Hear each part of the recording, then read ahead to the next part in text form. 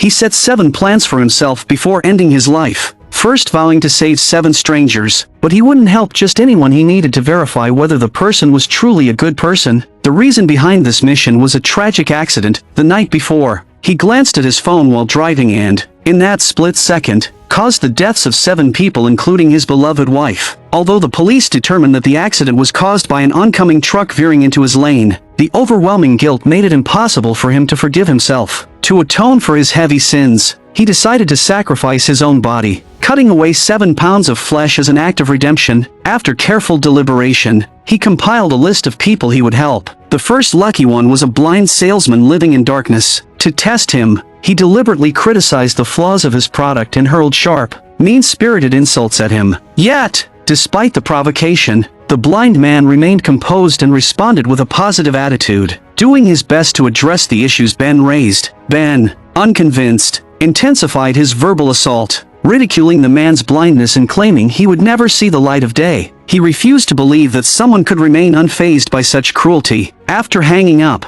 Ben could no longer suppress his emotional breakdown. He regretted cursing such a kind and gentle soul. He initially wanted to donate his eyes to the man, but then he realized that work ethic alone was not enough to determine whether someone truly deserved his help. So, Ben decided to follow and observe him further. He saw the blind man's passion for music as he played the piano in a quiet restaurant. He watched him cautiously approach a woman he liked, every movement filled with restraint, as if terrified of making her uncomfortable. Unable to hold back, Ben asked, "If you like her, why not take the initiative?"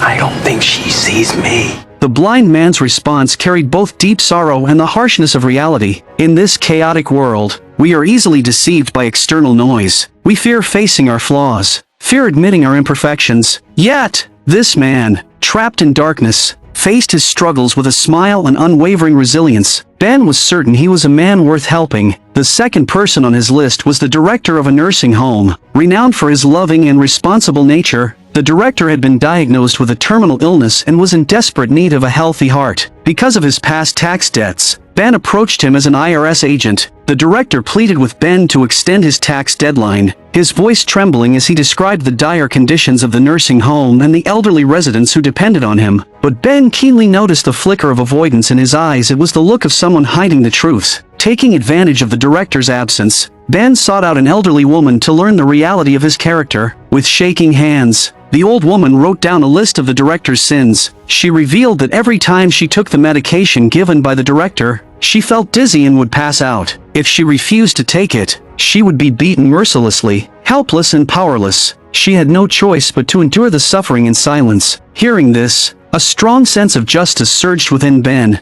and he solemnly vowed to bring justice to the elderly woman. She was so moved she could barely speak, her lips trembling with emotion. Under Ben's persistent questioning, the old woman bravely detailed more of the director's cruel and violent acts. Her words, like sharp blades, pierced through the director's false benevolence, exposing his darkness. As painful memories surfaced, she began sobbing uncontrollably. Filled with rage, Ben carried her out of the room and ordered the caregivers to thoroughly examine her injuries. Facing the cruel director, Ben's gaze turned ice-cold and resolute. He warned the man that he would be visiting regularly. "If I find anything wrong, you won't get away with it." The heart he had once intended to donate, the heart meant for an act of selfless giving, had almost gone to a monster in disguise. Next, Ben focused on his third target, a housewife who had suffered years of domestic abuse. Just days prior, her boyfriend had brutally broken 3 of her ribs. Despite multiple attempts to leave him, every attempt ended in another vicious beating. She longed to escape this violent home,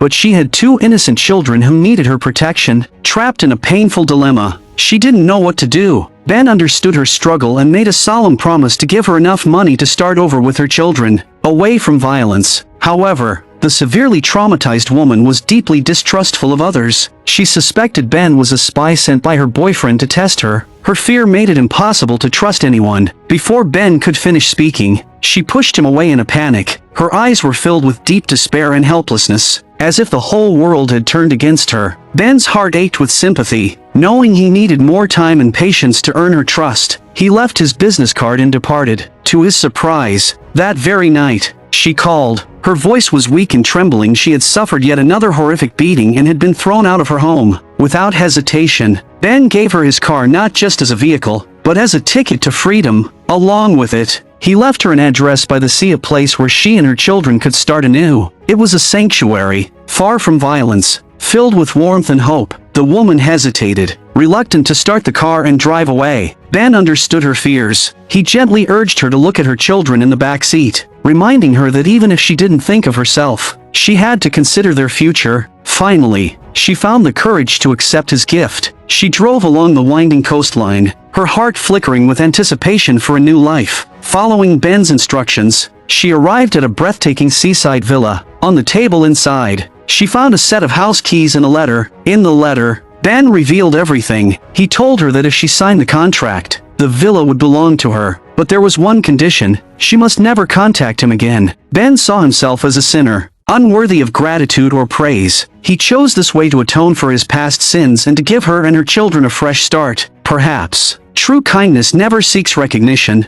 nor does it perform for the sake of appearances. Overwhelmed with gratitude, the woman held her children's hands and ran freely across the beach. Their laughter echoed in the ocean breeze, as they embraced the warmth of the sun and the gentle touch of the waves. From now on, they would face the sea and welcome the spring blossoms of life. The fourth person on Ben's list was a dedicated ice hockey coach. Even as kidney disease pushed him toward the end of his life, he continued to show up at the rink every day, tirelessly training his students. More touching than his dedication was his generosity. He used his limited pension to support several orphans. Even in hardship, he sought to bring light to others. His selflessness, resilience, and kindness deeply moved Ben. Without hesitation, he decided to donate his kidney to the coach. But the coach was confused. Why would a complete stranger be so generous? Ben only smiled, knowing that some acts of goodness needed no explanation. The fifth recipient was a young boy with leukemia. Ben's investigation revealed that the boy's family had already spent everything they had on treatment, yet the disease continued to consume him. His fragile life was hanging by a thread. Despite their suffering, the family remained strong and united. Ben saw the warmth of familial love in them. By coincidence, he was a perfect bone marrow match for the boy. The transplant process was swift. Ben didn't hesitate to sign the agreement. The procedure itself was not particularly complex, but due to his unique physical condition, Ben was unable to use anesthesia. He had to endure the unbearable pain of marrow extraction as if being carved open by a blade. After the surgery, he was in excruciating pain, struggling to even stand. Each step felt like carrying 1,000 pounds, but he knew he couldn't rest. There were still more lives hanging in the balance. Time was running out. Ben had to find the final recipient for his heart. This time, he chose a woman with congenital heart disease. Her name was Emily. Emily had long been drowning in debt due to her illness, her life spiraling into hardship. Ben, posing as an IRS agent, arranged a meeting with her. He informed her that she needed to repay the massive tax debt accumulated during her hospital stay. But Emily had just been discharged from the hospital. Her body was frail, and she was in no condition to work or pay off the debt. The two sat in silence, unable to continue the conversation. The meeting ended there, but for Ben, this was just the first test. The next day, Ben visited her again and happened to see Emily taking her dog for a walk. He volunteered to take over the task, and through this brief encounter, Emily felt the warmth and kindness radiating from Ben. Lowering her guard slightly, she realized Ben might not have come just to collect a debt. So, she invited him into her home. Her eyes shimmered with helplessness and anticipation as she candidly shared her financial struggles and health condition. During their conversation, Emily was surprised to find that Ben seemed unconcerned about her tax issues. Instead, he was more focused on her well-being. He even took the time to explain ways she could delay her tax payments. Before leaving, Ben handed her a business card and gently reassured her, telling her to contact him anytime. As Ben walked away, Emily stood by the window, watching his figure fade into the distance. A strange, subtle feeling stirred in her heart. That long-forgotten sense of care and warmth quietly melted the ice around her heart. It had been a long time since anyone had shown her kindness. Her illness had drained all her savings. Her so-called friends had cut ties with her, afraid she might ask them for money. But the next morning, Ben received an unexpected call from Emily. Earlier that day, her heart condition had suddenly worsened, the excruciating pain making it nearly impossible to breathe. Fortunately, a kind passerby had called an ambulance just in time. When Emily opened her eyes again, she was lying in a hospital bed, the sharp scent of disinfectant lingering in the air. In that moment, she felt the chilling brush of death passing right by her. She had never imagined that death could be so close. lurking like an invisible hand gripping her throat, and the only person she could think of was the man who had just given her a small glimmer of warmth, Ben. Emily tearfully told Ben that she didn't have much time left. As he rushed to the hospital, he spoke to her in a soft, soothing voice, telling comforting stories to lull her to sleep. Gradually, Emily's tense nerves loosened, and the fear of death dissipated into the gentle rhythm of his words. By the time Ben arrived at the hospital, Emily had already fallen asleep, still holding the phone in her hand. He quietly removed the phone from her ear and gazed at her peaceful face. A wave of indescribable emotion surged within him. That night, Ben did not leave. Instead, he sat by her bedside, watching over her in silence. When Emily woke up and saw Ben still by her side, an indescribable warmth filled her heart. Just as she was about to reach out to him, the doctor entered the room, bringing with him a devastating piece of news. Emily's condition had rapidly deteriorated. She had only 1 month left to live. The doctor handed her a pager, solemnly explaining that it would only ring if a heart donor became available. That sound would be her only hope for survival. Although the doctor tried to offer words of encouragement, both of them knew how slim that hope really was. For all intents and purposes, Emily had already received a death sentence. The hourglass of her life was running out, and there was no way to turn it over. Emily clutched Ben's hand tightly, no matter how strong she had been in the past. Now, standing at the edge of life and death, her entire body trembled uncontrollably. She fought back her fear, her voice low and shaking as she made a desperate request. She asked Ben if he could stay with her at least for as long as he could. In the days that followed,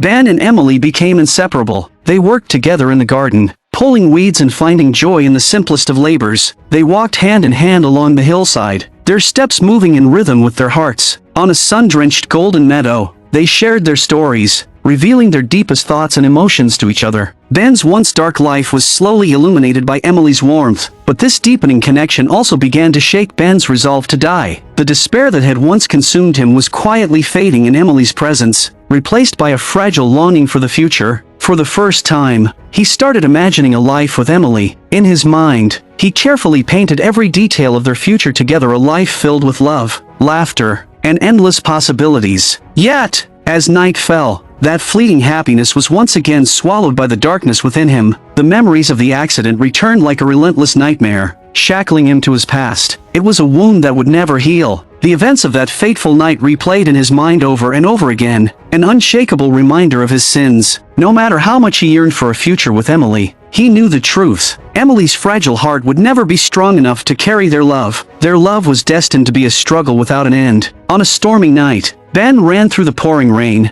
heading straight for Emily's doctor. Desperation shook his voice as he asked the one question he feared the most. If no suitable donor was found, what were Emily's chances of survival? His hands trembled, waiting for the answer. The doctor sighed. Without a new heart, Emily had a mere 3% chance of making it. Fate had a cruel sense of irony, perhaps. For Ben, sacrificing himself was the most logical choice. By giving up his life, he could atone for his sins and save Emily's fragile future. Ben found his closest friend and revealed his plan in full detail. He begged him to take care of everything once he was gone. His friend was overcome with rage upon hearing Ben's plan and lashed out at him, cursing in frustration. He couldn't and wouldn't accept the idea of losing Ben. Their friendship ran deeper than the ocean. How could he stand by and watch Ben walk toward his own end? But under Ben's unwavering gaze, like an unshakable mountain, his friend knew that no amount of persuasion or pleading would change his mind. And so, trapped in the intersection of sorrow and helplessness, he ultimately agreed to Ben's request. The next day, Ben met Emily one last time. He gently lulled her to sleep, his heart aching with both tenderness and finality. Watching her peaceful face, he felt an overwhelming mix of love and resolve. Then, without hesitation, he turned and stepped into the downpour, pulling out his phone and dialing his friend's number. Returning to his rented motel room, Ben made a call to the blind salesman he had once cruelly insulted. He began with an apology for his past rudeness, then calmly instructed the man to prepare for surgery, assuring him that someone would contact him tomorrow. Next, Ben dialed for an ambulance. He tried to keep his voice steady, but the tremor in his tone betrayed the sorrow he could no longer suppress. After hanging up, Ben retrieved the ice he had prepared earlier, swiftly unwrapping the packaging and pouring it all into the bathtub. Taking a deep breath, he slowly lowered himself into the freezing water, feeling the bone-chilling cold seep into his skin. Then, With careful precision, he released a creature from the bucket beside him. It was a box jellyfish, one of the most venomous creatures on Earth. Its potent toxins could shut down the nervous system in mere moments. As the deadly jellyfish slithered up his arm, a searing pain shot through his body like wildfire. He gasped, his body convulsing violently, praying for the agony to end swiftly. Yet, despite the unbearable pain, he clenched his jaw, fighting the urge to cry out. He didn't want to alarm the other guests in the motel. As the suffering intensified, Ben reached up and tore down the window curtain, the suffocating weight of death pressing down on the room like an unshakable force. Even in his final moments, he didn't forget to leave a note beside the bathtub, warning the incoming paramedics of the highly venomous jellyfish in the water. Soon, the pain faded, his body growing numb. His consciousness began slipping away, sinking into an endless abyss. In those final seconds, the scene of the car accident flashed through his mind, a haunting, dreamlike memory. He could no longer scream, could no longer fight. His awareness drifted further and further away, detaching completely from his body. The frozen bathtub, the lethal jellyfish, the numbed flesh, it all fused into one, marking the completion of his self-redemption. Ben was rushed to the hospital. Though his heartbeat had stopped, the ice had preserved his organs, keeping them intact. At that very moment, miles away, Emily was startled awake. Her pager, the device holding her last shred of hope, was ringing. Overwhelmed with emotion, she reached for her phone, eager to share the good news with Ben. But when she turned around, she realized something was terribly wrong. The man who had been keeping vigil by her bedside was gone. Emily, too, was rushed to the operating room, her mind filled with dreams of a future with Ben. Yet, she had no idea that lying on the table beside her was the very man she loved. As Ben's heart began beating inside Emily's chest, as the once flat line on the heart monitor surged back to life, Ben would forever live on through her. On the day Emily was discharged, Ben's brother found her and revealed everything. His eyes had given the blind salesman a chance to see the world again. His lungs had been gifted to his brother, who had battled terminal lung disease. His liver had granted a selfless woman in a shelter a second chance at life. His house had become a sanctuary for a woman who had escaped her abusive boyfriend. His bone marrow had given a dying child the opportunity to grow up. His kidney had allowed an ice hockey coach to continue his journey, inspiring the next generation. And the most selfless, most compassionate heart he had ever possessed now beat within Emily's chest, strong and unwavering. Hearing all this, Emily could no longer contain her emotions. Tears welled up in her eyes, silently cascading down her cheeks. She once asked Ben, if my pager rings, if someone donates their heart, if the surgery is successful, if my body accepts it, if I can be truly healthy again, does that mean we'll have a future together?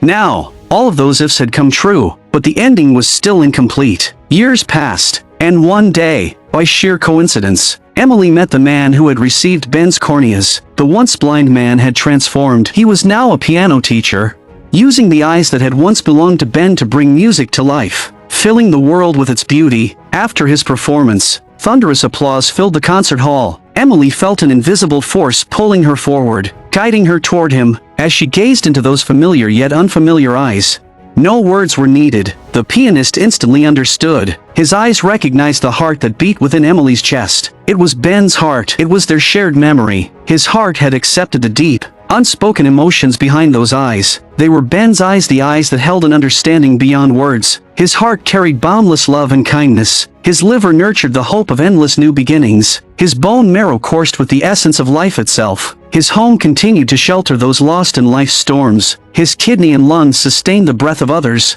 extending their time on earth. And his corneas had illuminated a world once shrouded in darkness. But above all, his soul wove through it all, giving each act of generosity a deeper meaning. These 7 pounds were the full weight of his existence. They were the proof of his farewell to the world. How should one measure the depth and breadth of life? How does one make the ultimate choice in life's chaos and contradictions? How does one transcend pain and evolve through love? Ben never truly left, and neither did his love. I'm a movie enthusiast. Please subscribe to my channel, and I'll see you next time.